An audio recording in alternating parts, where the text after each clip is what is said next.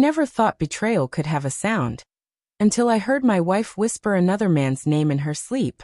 At first, I lay there frozen, the word echoing in the dark like a bullet ricocheting off the walls.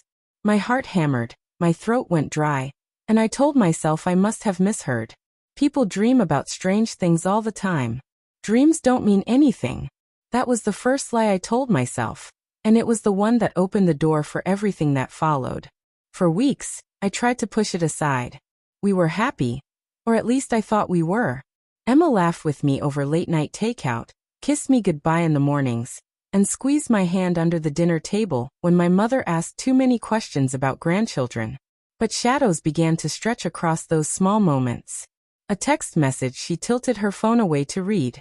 A shift in her voice when she said she was working late. The smell of a cologne that wasn't mine clinging faintly to her coat. I wanted to trust her. God, I wanted to. But trust is fragile. And once it cracks, you start seeing patterns in everything. The breaking point came on a Sunday afternoon. We were at my mother's house for dinner, the same house where my sister once stole the man I thought I would marry. I'd buried that old wound, or at least I thought I had, but it throbbed faintly every time I saw Emma glance at her phone under the tablecloth. When my mother stepped into the kitchen, Emma excused herself too, claiming she was helping with dessert. I followed her, quiet as a shadow. Her voice carried through the narrow hallway as she spoke softly into her phone. I can't stay long. He's starting to notice. Yes. I miss you too. The floor seemed to tilt beneath me. I pressed my hand against the wall, trying to breathe, trying not to collapse. She turned then, and her eyes widened when she saw me standing there. For a long moment, neither of us spoke. Only the ticking of the kitchen clock filled the silence. Who was that? I finally asked. My voice didn't sound like mine.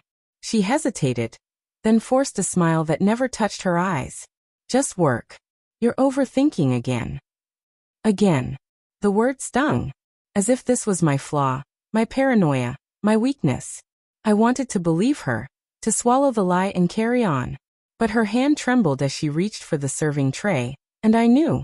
I knew in the way you know a storm is coming before the first drop falls. That night, I waited until she fell asleep. Her phone lay charging on the nightstand. My hand shook as I reached for it. My reflection in the dark screen pale and broken.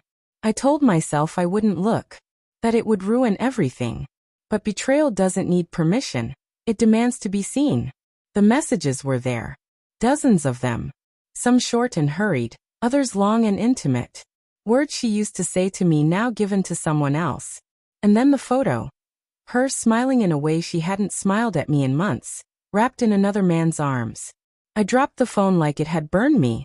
My chest ached as if a hand had reached inside and squeezed my heart until it bled. I lay awake until dawn, staring at the ceiling, wondering how many moments of our marriage had been a performance. Wondering how much of the life we built was already ashes. The next morning, I confronted her. I know, I said simply.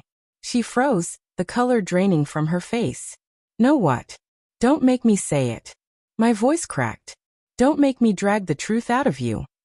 For a moment, she looked at me like a cornered animal, terrified, desperate, searching for escape. Then something inside her seemed to break. She sat down on the edge of the bed and buried her face in her hands. I never meant for it to happen, she whispered. Her words sliced deeper than silence ever could. Then why? I demanded. My anger finally rose hot and wild. Why destroy us? Why betray me? She lifted her head, eyes rimmed with red. Because I felt invisible. Because you were always working, always chasing something else. He made me feel seen again. I wanted to scream that I'd been working for us, for our future, for the life we dreamed of. I wanted to shake her until she remembered every promise we'd made. But the words died in my throat. Because beneath the fury, beneath the heartbreak, was the most unbearable truth of all. Part of me still loved her. Love doesn't vanish in an instant. It lingers, even when it's poisoned. The days that followed were a blur of silence and half-arguments. She begged me to forgive her.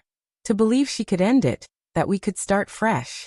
I wanted to believe her, but every time I looked at her face I saw him. Every time she touched me, I felt the ghost of his hands. And yet I hesitated. Leaving her felt like tearing out my own lungs. Staying felt like suffocating. One night, I found myself standing in the doorway of our bedroom, watching her sleep. The same woman who had once been my everything, now a stranger lying inches away. I thought of the vows we made, of the life we promised each other.